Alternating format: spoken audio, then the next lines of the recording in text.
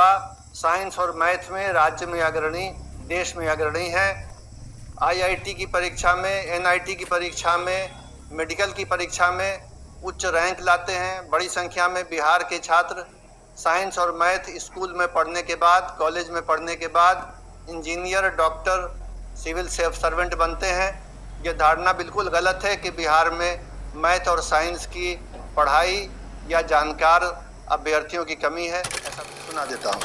राज्य के अधीन किसी नियोजन या पद के संबंध में केवल धर्म, मूल वंश आदि, आगे लिखते हैं, निवास या जन्म स्थान या इनमें से किसी के आधार पर न तो कोई नागरिक अपात्र होगा और न उससे विभेद किया जाएगा।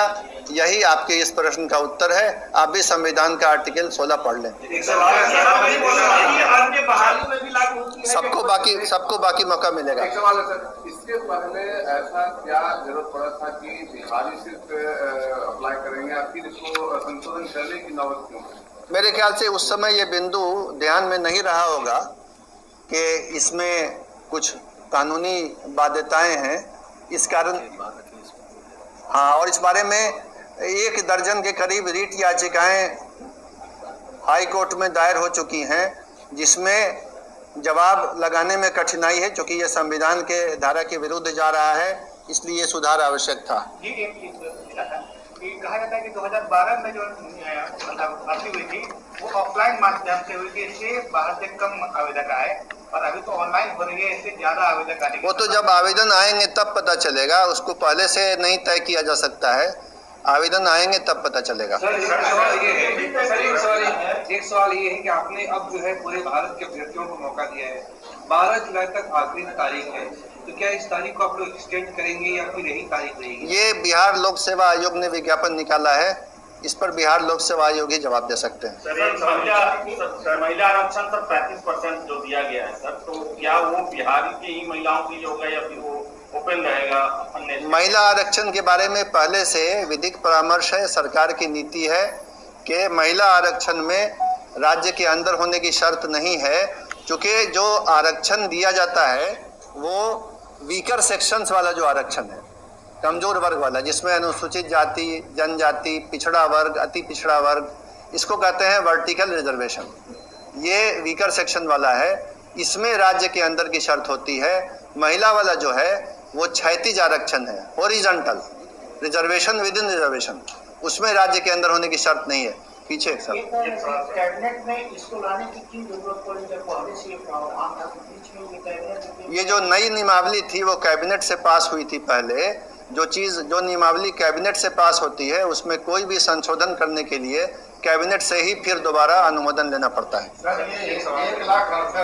संशोधन हुए हैं, क्या नियमावली बनाई उसमें तैयारी थी? तो देखा नहीं गया था। नहीं, तैयारी थी, लेकिन संशोधन बाद में कोई बिंदु उजागर होता है तो मजबूरी वश करना पड़ता है। आप देखेंगे, आप भारत के संविधान में भी कितने संशोधन हो चुके हैं। तो ऐसा नहीं है कि तैयारी नहीं थी या सोच विचार नहीं किया गया था, लेकिन बहुत से अनुभव, नए बहुत से बिंदु, नई बातें बाद में उठती हैं, तो संशोधन जहां भी आवश्यकता होगी सो किया जाएगा। सर, आपने जो बताया कि 1,68,000 जब रिक्रूटमेंट हुए थे, इसमें 3,000 से ज्यादा बाहर के, 3,413 ये कब हुआ? 2012 की नियमावली के अधीन हुआ था जी। सर, ये जो अभी बवाल मचा हुआ है, संशोधन को लेके ही बवाल मचा हुआ है, तो संशोधन आगे टर्म में हो सकता है क्या? जिस तरह से ये लोग आगे बढ़ रहे हैं, जिस तरह से व्यवधान पैदा कर रहे हैं, लाठीचार्ज करनी पड़ जा रही है। देखिए, संशोधन तो कानूनी पहलू को देख के होता है, बाकी लोग अपनी अपनी बात ना होता है, लेकिन सरकार जो है वो कानूनी पहलू को जांच परख के ही संशोधन करती है। संशोधन बिल्कुल संविधान कानून के आलोक में होता है। हर बात पर विधि सम्मत राय ली जाती है, विधिक परामर्श लिया जाता है, फिर संशोधन होता है। शिक्षा विभाग की ओर से जो नोटिफिकेशन जारी किया गया है, जो बंद करेंगे, चाहे चुनाव प्रदर्शन करेंगे, वीडियोग्राफी सरकार करवाएगी और उन पर कार्रवाई होगी, नौकरी भी जा सकती है। अनुशासनहीनता को बर्दाश्त नहीं किया जाएगा। जो सेवक हैं, सरकारी सेवक हैं, किसी भी वर्ग के हों, शिक्षक हों या कोई और हो, अनुशासनहीनता को बर्दाश्त नहीं किया जाएगा। अनुशासनहीनता होगी तो फिर उस पर कार्रवाई होगी। एक प्रश्न है, आपने जिक्र किया नियमावली में क्या कॉन्स्टिट्यूशन की तरफ क्या प्रावधान है यूपी में क्या नियमावली में प्रोविजन है? अन्य राज्यों में भी अन्य राज्यों में नहीं है। आपने झारखंड का जिक्र नहीं किया। झारखंड का जिक्र नहीं किया। है वहाँ बीएड के एडमिशन में आपको लोकल रेजिडेंशियल का सर्टिफिकेट देना पड़ता है। नहीं, मैं शैक्षणिक संस्थानों में नामांकन की बात नहीं कर रहा हूँ। मैं बता रहा हूँ, बताइए। बेसिक चीज में देना पड़ता है, रिक्रूटमेंट मेरी में तो मेरी है बात ही। समझ लें। वहाँ डोमिसाइल तो मोहम्मद शिक्षक बहाली में भी वहाँ नहीं, दो आदमी एक साथ सवाल न कीजिए। और मैं आपको बता दूं कि संविधान का आर्टिकल 16 जो है वो बीएड में एडमिशन के बारे में नहीं है। संविधान का आर्टिकल 16 कहता है कि राज्य के अधीन किसी नियोजन, तो स्टेट जब एम्प्लॉयमेंट देगा तब डोमिसाइल की शर्त नहीं लगा सकता है, डोमिसाइल झारखंड में है। तो फिर संविधान के विरुद्ध होगा। अगर कहीं है तो वो संविधान के विरुद्ध है, अगर कहीं है तो। मैं झारखंड के बारे में नहीं कर रहा हूँ।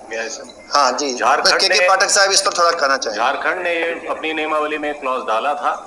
पिछले साल 2022 में वो हाई कोर्ट में भी स्ट्रक डाउन हुआ। झारखंड सरकार सुप्रीम कोर्ट गई, सुप्रीम कोर्ट में भी हार गई।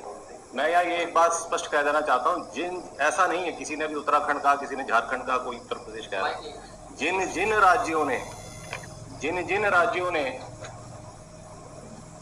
ऐसी कोई क्लॉज अपनी गाइडलाइंस में डाली हैं वे इनवेरिएबली चैलेंज हुई हैं हाई कोर्ट में, और कुछ राज्य ने हाई कोर्ट में हारने के बाद ही हम सुधार कर लिया, कुछ सुप्रीम कोर्ट तक गए और वहां हारे। तो ये जो मुख्य सचिव महोदय जो कह रहे हैं उस पर जरा गौर डालिए।